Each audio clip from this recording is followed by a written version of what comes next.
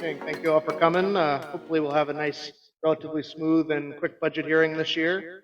I'm going to give a brief overview. Folks who would like to speak, we'll ask that you just indicate and come up and speak at the podium for folks who are either watching remotely or also for the recording. If you have questions, don't be afraid to wave your arms and we'll make sure to pause. But if I don't see anyone approaching or any hands waving, we'll just keep moving. So with that, I'd like to start with a reminder. So this is the 2022 tax rate breakdown that the select board approved a couple months ago. So just for perspective, that's your total tax rate of $25 per thousand. Tonight, we're only talking about the town portion, 683, 27%. So for the other portion, you need to go to the school district or the county. So we're only talking about the 27% tonight, the town portion. So you have in your handout, if anyone hasn't received them, let me know, or we have copies in the back or in the front. So you have a copy of the town warrant, which outlines the items we're going to be discussing. First item is election of officers. No discussion needed on that. And also warrant article 2 is zoning amendments. Those have been covered by public hearings at the planning board, so they're not subject to discussion tonight. If while you're reading those or after you have questions, some of the staff would be happy to answer those, but they're not the focus of our meeting tonight. So the first item we will be discussing tonight is the 2023 operating budget. Total operating budget of $7,425,000. Not going to read all the statutory language there, but you have a copy. That's an increase of 7.4% over the 2022 budget. Most major departments ended up coming in the 6 to 10% increase range. Talk about some of the factors that led to that. The default budget, which is the choice voters have on the ballot between the recommended budget and the default budget, is that 6.8 million, 64,000 and change. Basically the same as last year, subject to adjustments for one-time expenditures or for changes in debt service. The default budget is actually slightly lower than last year, primarily due to debt service bonds being paid off. A lot of them are structured as you pay them off, the payments go down. And that just shows the contrast between the default budget and the recommended budget, about 560,000. So a lot of the increases that the town faces are probably similar to what folks see at home or in their operations. So a lot of the impacts are based on electricity. We're budgeting based on a 50% increase for 2023. We collectively bid our electricity, and that's what our broker has suggested that we budget based on. Heating oil we bid in the summer. We're looking at a 60% increase over last year. And gasoline and diesel are largely market-based, but those are higher than they were about this time last year. Fortunately, they've come down a little bit, but still generally higher. So I'm going to highlight a few of the various line items. And you do have a copy of the budget summary, and I have the about 10 copies of the full budget, about 15 pages, if anyone's interested in going through line item by line item. So one of the major increases in the planning department, we've added a land use and zoning coordinator position. Helps staff the planning office, works on grant administration, and is going to be prioritizing zoning and code enforcement, which is an issue where we've needed to add a little bit more staff. The fire department, in addition to some of the other factors like fuel and electricity that we discussed, they're also looking at increased costs to vehicle and equipment repairs. Highway major increase is based on asphalt, both to keep up with maintenance of our roads and also the price, as that is a petroleum product.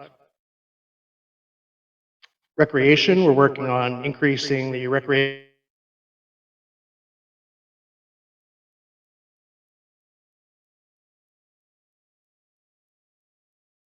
transition. Unfortunately, Scott was finally allowed to retire, and we've gone to a contracted operation, WSO Plus. So seeing a slight increase in that department. And the major decrease is debt service, as I mentioned also when we were talking about the default budget. We're paying down some of our debt. I believe we paid off the North Swansea plant upgrade. So again, just to loop back to the summary, 508,000 and change increase, 7.4%. Non-property tax revenues are slightly up, about 72,000. And so it shows here the total amount to be raised by the budget and the estimated tax rate impact based on 2022 values for the budget.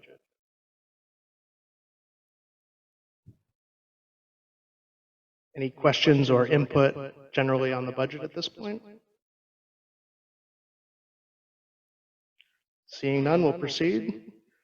So just like to give these breakdowns because as we're talking about how folks pay towards different departments, I think sometimes it's helpful to just kind of break down. So if you had a $200,000 valued property, your total tax bill was about $5,000.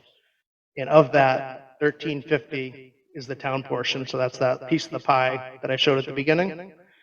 And then that's broken down kind of into some of the major budgets to get you a sense of, how much you're paying towards those various departments, just as a kind of contrast.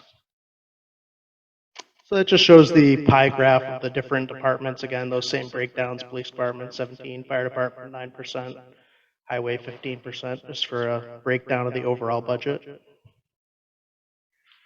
And this is the chart, again, shows the major departments, the changes from, this is what was approved in 2022, and what's proposed, and then the change from year to year. Breakdown of the revenues. Obviously, the largest revenue source, probably not a surprise, is the property tax, 48%. Next largest is motor vehicle registrations up to 23%, then it goes down from there. And just a chart that shows the budgeted versus estimated revenues.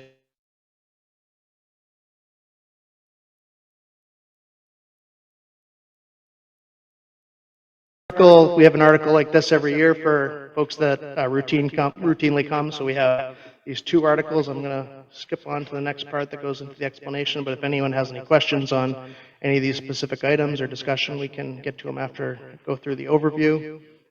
So we have a few more articles this year related to capital reserve and expendable trust, but we normally have these two. So this first one is kind of all the non-highway stuff, and then the next one is all the highway and cemetery related items or road related. Just breaking down the differences from year to year. So this article is slightly up, as you'll see the next one is slightly down. So the approximate tax rate impact is 43 cents per thousand. These articles are developed by our Capital Improvement Program Committee. I believe they have an opening if anyone's interested.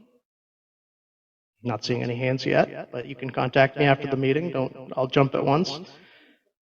So any questions on this first one? So again, these are the funds we're discussing, not significant change.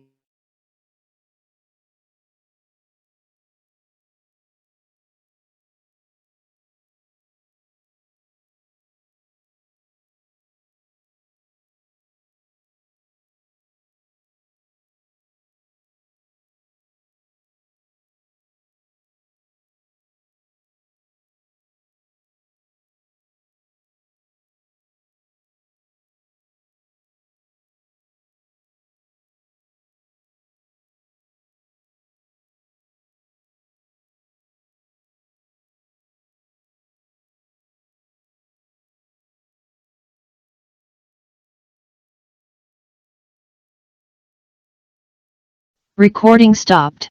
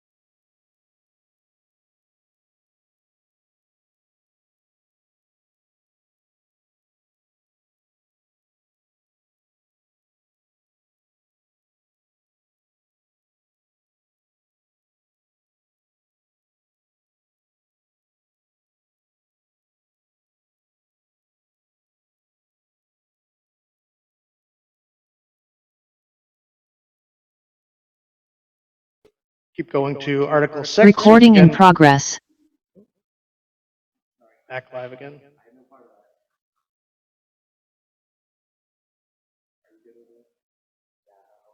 So while we're working on the technical issues, any questions so far on what we've gone over, the budget or the other two warrant articles? Okay. So Article 6 is putting capital funds into capital reserves for town bridges and covered bridges. This was based on SB 401 that the state approved last year, provided funding to all towns throughout the state towards their bridges. We didn't have any active projects that we could use that for in 2022, so we've been advised that we can put that into our two bridge-based capital reserve funds. So we've kind of divided it up somewhat evenly between town bridges and covered bridges. So the covered bridges probably will largely go towards painting. We painted the Thompson covered bridge this year. We'll work on getting a plan to do the other ones in subsequent years. Because this is coming from state funds, there's no direct tax impact, so it's neutral, and it also, like I mentioned, helped us reduce the various capital reserves in the prior article.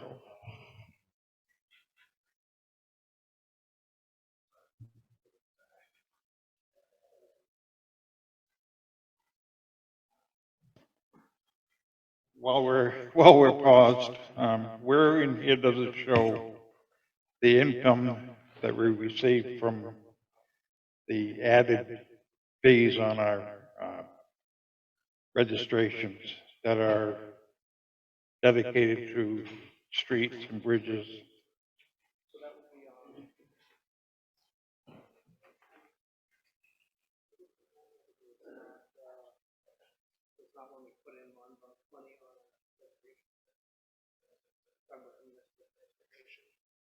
Yeah.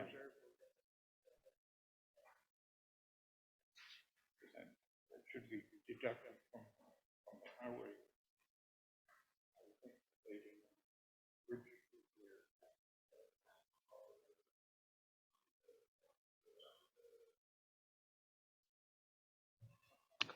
So Mr. Tatro was asking about the $5 motor vehicle fee that folks pay when they register their vehicles. $5 goes into the municipal transportation capital reserve fund. And so the answer is it's not on the list that you have in your packet because it's not one that we have an appropriation putting money into the funds, but I can have that amount at the deliberative session. The finance director informs me that it has roughly $52,000 in it this year.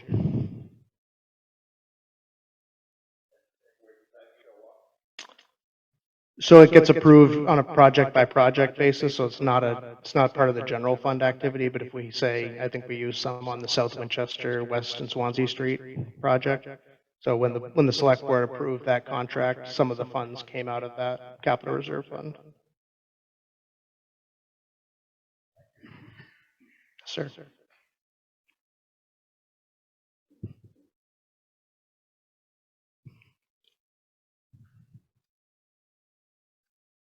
So Article 7 is related to putting funds into the fire station's capital reserve fund. As you folks who have come to these meetings recently notice, probably noticed that normally we have a fire station project early on for a bond.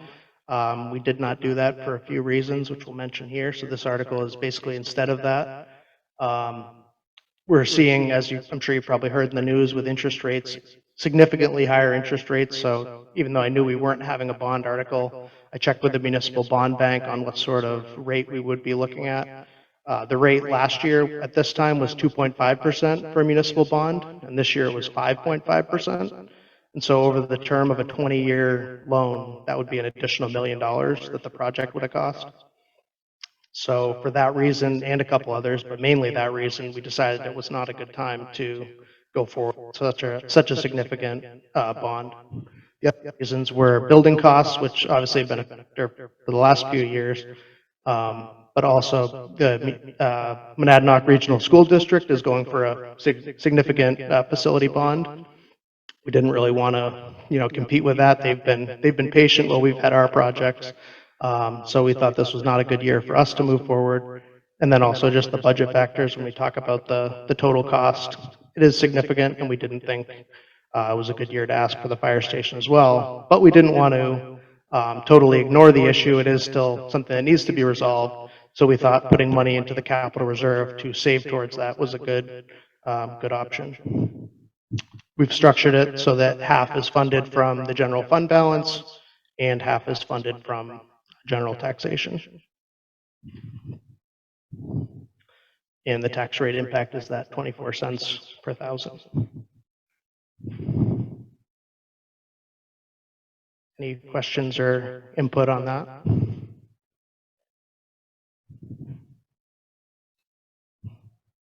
Seeing none, we'll proceed. Next up is Article 8. So this is seeking to appropriate $22,000 towards on-call stipends. We'll talk a little bit more about what that means.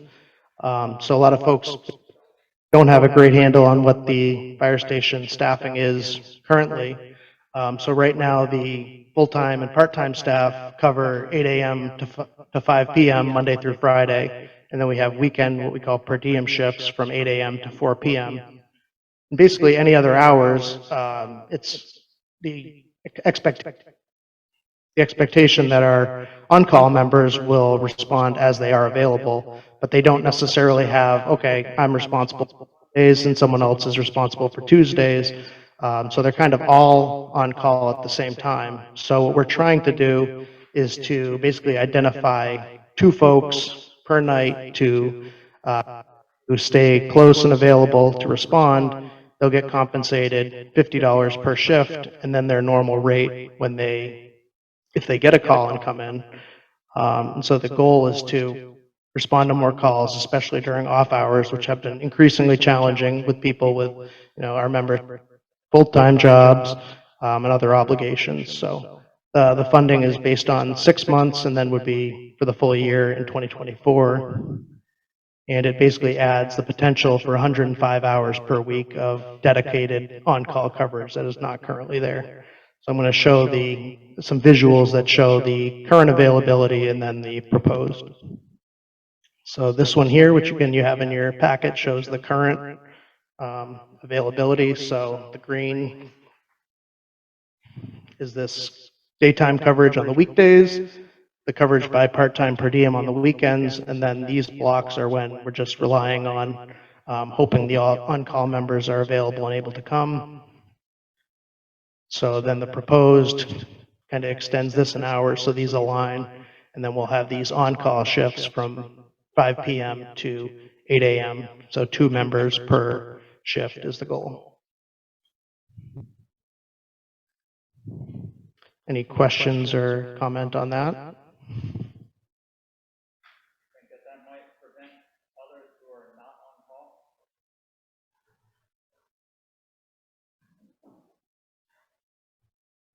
My question is, do you think that might prevent others that are not on call from saying, well, those guys are covering it, so I'm not coming in, something like that? That's what I'm asking.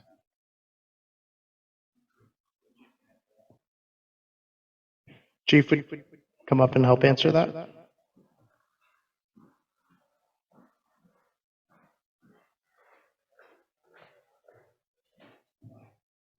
So the question was, would that prevent others to come in?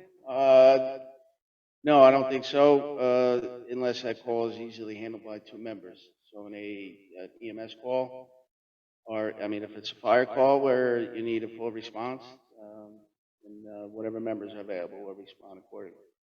I don't think that's going to deter other members to not respond. Sometimes EMS calls are easily handled with 2 members plus the Luzio ambulance. Yeah, there's a lot of variables to go with that, but a full response would still come out.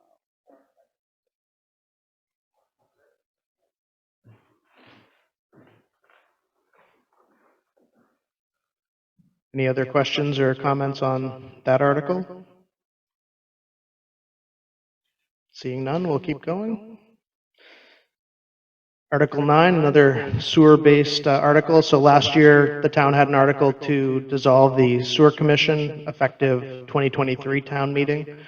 We also have these 3 capital reserve funds that the sewer commissioners are currently agents to expend, so I think it's implied that the selectmen would be then basically acting as the sewer commissioners, but out of kind of an abundance of caution, we had this article here to make clear that the selectmen will be agents to expend from those articles, or from those reserve funds.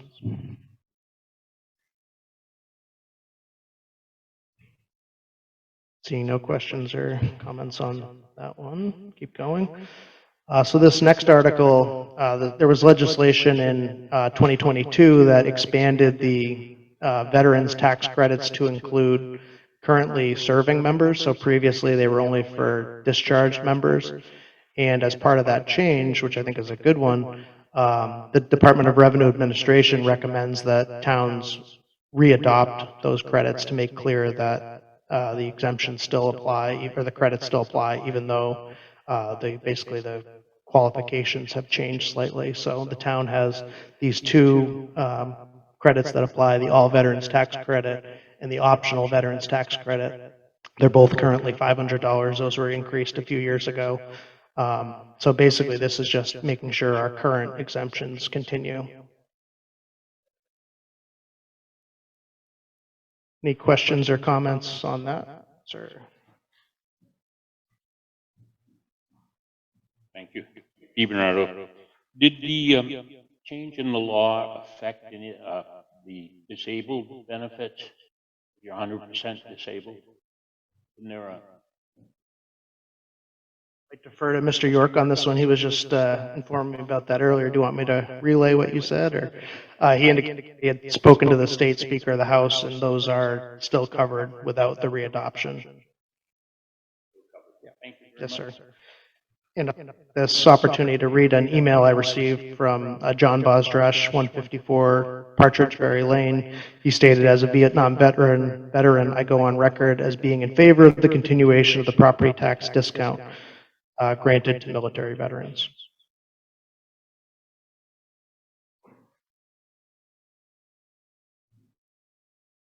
Not seeing any other question or comments. Oh.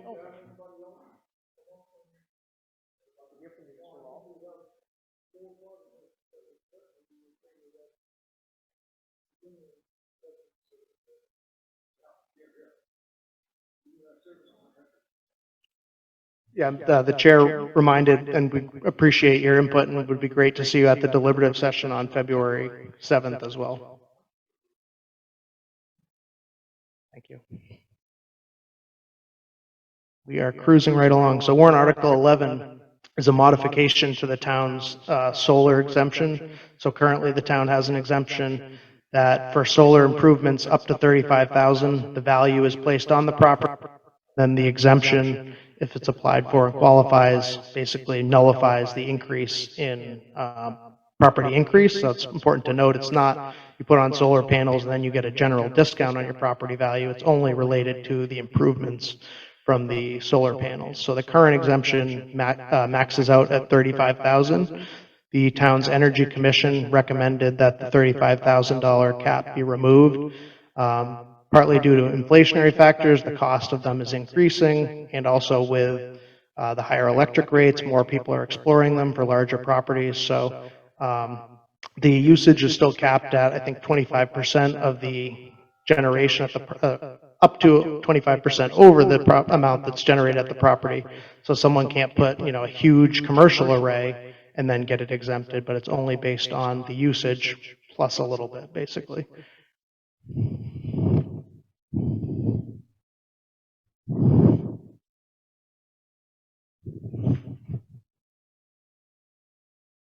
Seeing no other questions or concerns on that, we'll continue. And look at that, 11, we're already through.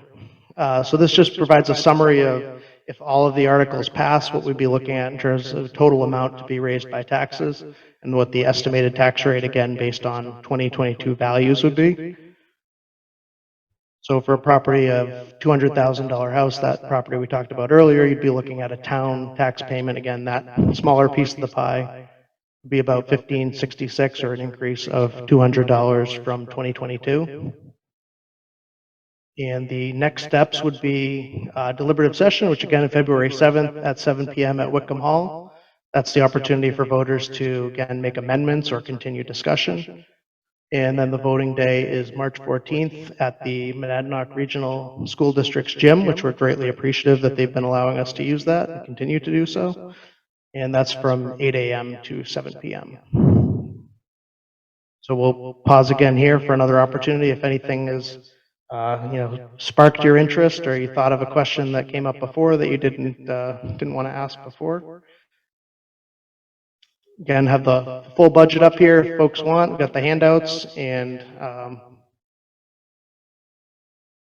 next step would be the deliberative session. So I don't know if the select board has anything to add at this point, or seeing no one jumping up, still no one on. You're watching the keeping an eye on the Zoom. Oh.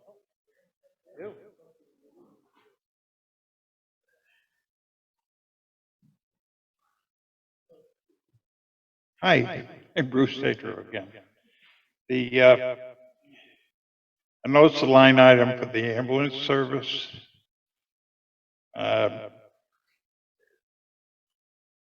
It's up some, but my question is there enough money in there and to switch over to, how do I put it delicately, replace basically Deluzio with the county, with a contract with the county?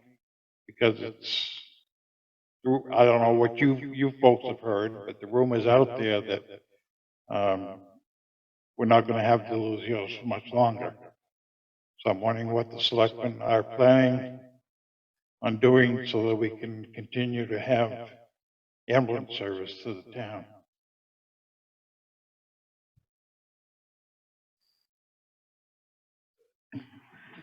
What we're aware of is that Michael will be meeting with the county administrator and our county commissioner and the, I've forgotten the chief's name at the Cheshire County Ambulance Service.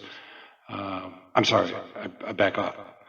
Michael will be meeting with Deluzio in the next week or two to discuss their ongoing operations and to ensure us that we can rely upon them for coverage. As you are aware, we've been approached twice by the county to switch to utilizing their service. Deluzio gives us a better value, and the county has not been able to give us firm numbers. They've given us an approximate number for year one, and then very vague approximate values for 2 and 3. So we believe it's in the town's best interest to continue to utilize Deluzio's service. If it arises that for some reason we're not able to, we'll shuffle funds around to make sure that we can connect with the county. But I think it's important that our representatives recognize that it would be very helpful if the county were able to give us some more specific data. And we understand it's a work in progress, but it would have been irresponsible of us if we had engaged the county based on the information that was provided.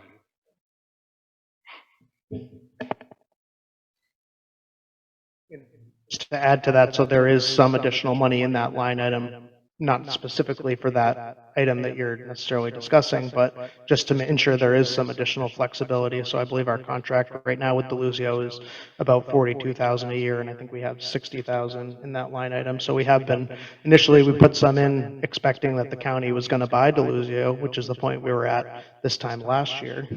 This time last year, that was our understanding. Now we understand that's not going to happen. So we've continued to put a little bit more money away, but we're also not going to budget for the higher service if we're not using it at this point.